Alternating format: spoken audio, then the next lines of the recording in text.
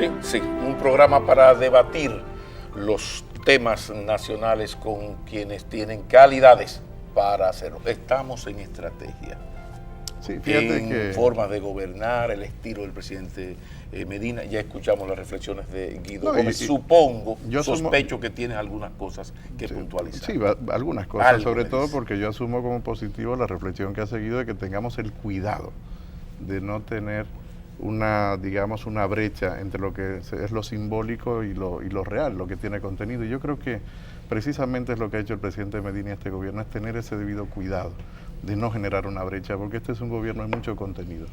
Y el contenido comienza por lo simbólico, efectivamente, pero es un gobierno de contenido, de acciones muy concretas, porque cuando tú tomas la decisión en un contexto de crisis económica global, de poner el 4% en educación, eso es muy concreto. No es un tema simbólico, es un tema de un contenido muy real. Cuando tú creas programas como los que se han hecho mención de acceso al crédito, que no solamente es el Banco Agrícola es una agencia especializada que va a un tipo de financiamiento que no llega a lo que son los micro y pequeños, muy pequeñitos empresarios, incluso a personas individuales. Estás haciendo acciones concretas. Has tomado acciones valientes este gobierno, como asumir, por ejemplo, una disminución significativa del gasto y al mismo tiempo establecer una reforma tributaria, que quien la mejor la bautizó el año pasado es una persona que no está con nosotros, que fue Harold Priego, porque dijo que era la reforma protestante y no era religiosa, porque todos la protestamos, incluyendo el propio gobierno. Pero eso demuestra valentía y contenido en las propias acciones del gobierno.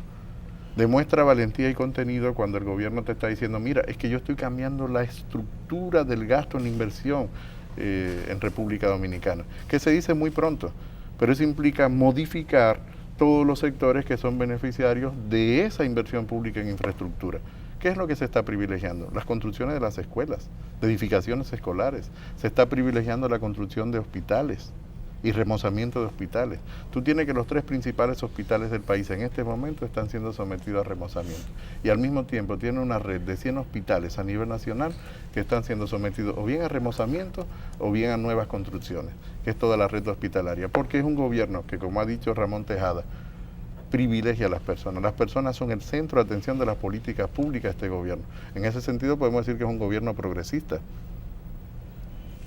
En ese sentido, desde el punto de la definición de Bobbio, yo sé que tú te has sorprendido y ahí me gustaría luego que generáramos la discusión, pero si tú tomas, por ejemplo, la definición de Bobbio entre derecha e izquierda, nosotros somos un gobierno mucho más progresista que hace unos años. Rosario Pinal. Un planteamiento interesante que está haciendo Guarocuyaqui. Mira, varias cosas. Lo primero es que vivimos en una época mediática e incluso antes de vivir en una época mediática era importante cómo los líderes políticos y cualquier persona que asume una posición de liderazgo se proyecta hacia el público que tiene que ponerle atención. Y en el caso de un presidente, pues es toda una nación.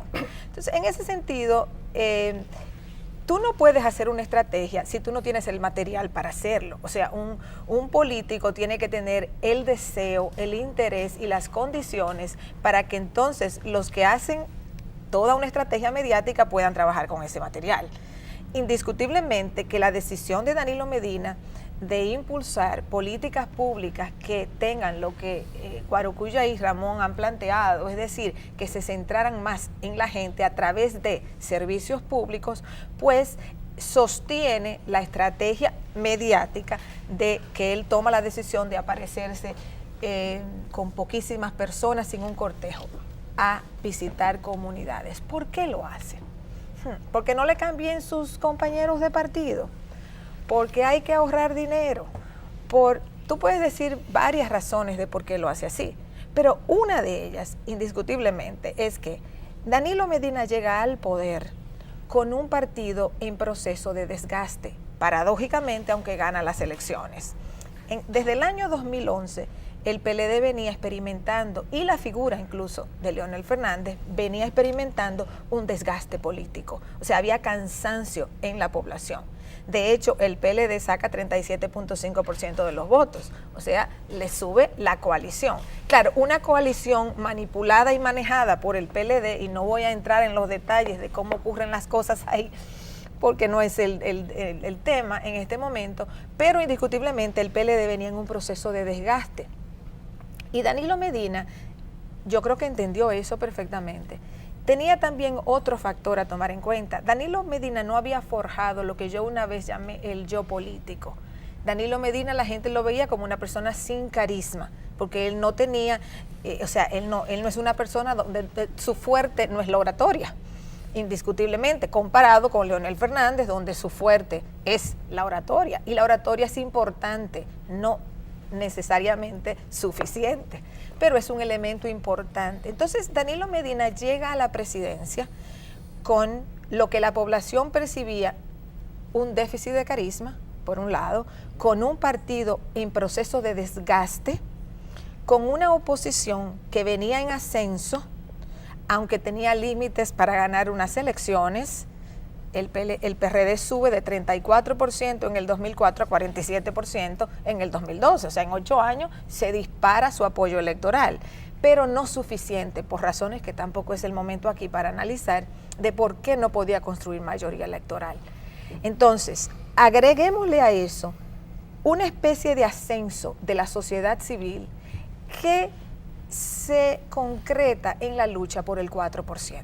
O sea, la lucha por el 4% concita un apoyo amplio en la sociedad, y todos esos factores, PLD en un cierto declive, Danilo Medina con necesidad de forjar su yo político, su carisma una vez presidente, una sociedad civil que, aunque débil y desorganizada, pero ganando cierto espacio y cierta fuerza en la sociedad, todo eso es el escenario político en el cual él llega a la presidencia.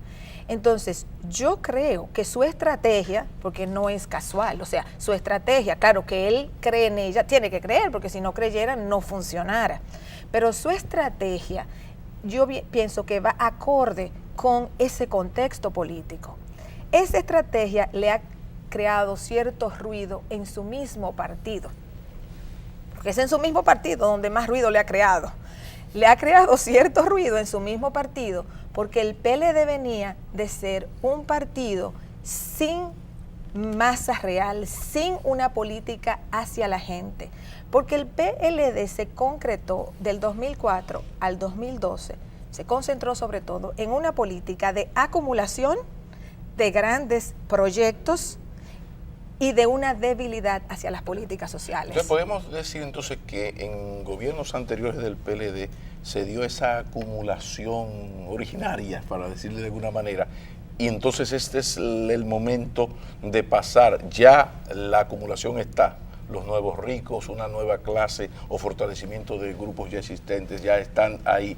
Esto es lo que explica y quizás permita que este gobierno vaya mucho más a lo social, a la inclusión, a partir de sus hechos, de los primeros pasos. Vemos mucho MIPYMES, mucha producción agropecuaria, el 4%, las aulas. ¿Qué te parece? No, yo pienso que si algo hay que reconocerle al Danilo Medina antes de ser presidente, es que el eje de su discurso siempre estuvo enfocado en los temas de política social. Una de las primeras personas que colocó sobre el debate público el tema del Banco de los Pobres aquí fue él, como un ejercicio de participación política. Ese es su tema. Sí. Ese es su tema esencial.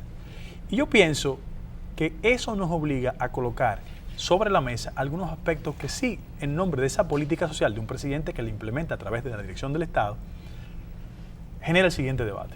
Vamos a los números. Aquí está Guarocuya, que yo pienso que hay que combinar la intencionalidad con los números.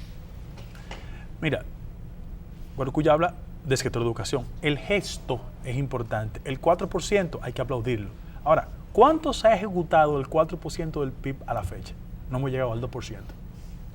Ahí está Guarocuya. 2. ¿Qué me preocupa como ciudadano?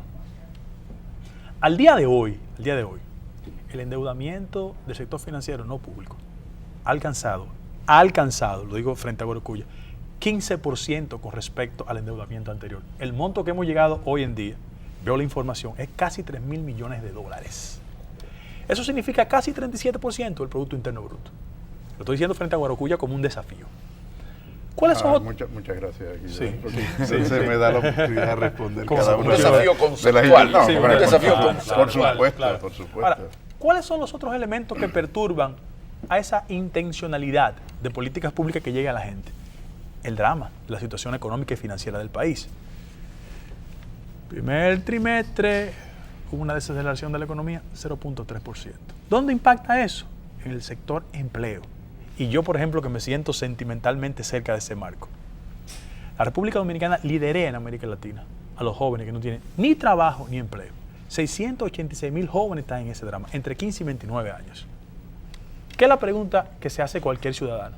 ¿Hasta qué punto esa intencionalidad, con ese marco desde el punto de vista financiero y real, va a conducir que transformemos la intención en acciones importantes que genera una cadena? El tema de la inseguridad, que es un tema que todos y todas estamos afectados, porque a quien atraca en asalto no le preguntan el partido, es víctima de un proceso. Entonces, sobre esa base, yo siento que cualquier cálculo de actual administración tiene que enlazar la condición de un drama financiero y económico terrible. Claro, ellos llegaron al poder con 185,000 millones de déficit. Y eso es un drama terrible. Y frente a eso yo siento que hay que colocar esa buena voluntad, esa buena intencionalidad, porque en el caso de educación, por ejemplo, ellos proyectaban iniciar el año escolar sobre 100,000 aulas. Yo he escuchado a las autoridades decir que no es posible eso, por un problema de orden práctico. Es decir, una cosa es el anhelo, lo que se proyecta, y otro es el desafío de hacer las cosas correctamente. Es necesario otorgar la palabra a Guarocuya Félix para que un poco responda a tus afirmaciones, pero este programa es verdad que es un programa para debatir la vida nacional y sus temas, pero se da el lujo de tener como colaborador fijo, habitual, al profesor doctor Anthony Gutiérrez Rubí. El doctor Anthony Gutiérrez tiene para ustedes una cosa que yo sé que a todos ustedes les va a interesar muchísimo, que se llama las tendencias globales de la comunicación política. Acompáñenme a ver esto y luego hay la pausa, gracias a Dios, a la pausa comercial, que no podemos dejar de decir que agradecemos mucho a todos los anunciantes de nuestro Boulevard con Pablo en receso, que han aceptado muy gustosamente traer sus anuncios aquí a este programa. Eso se agradece muchísimo. Pero ahora disfrutemos de las tendencias globales de la comunicación política con el profesor Anthony Gutiérrez. Adelante.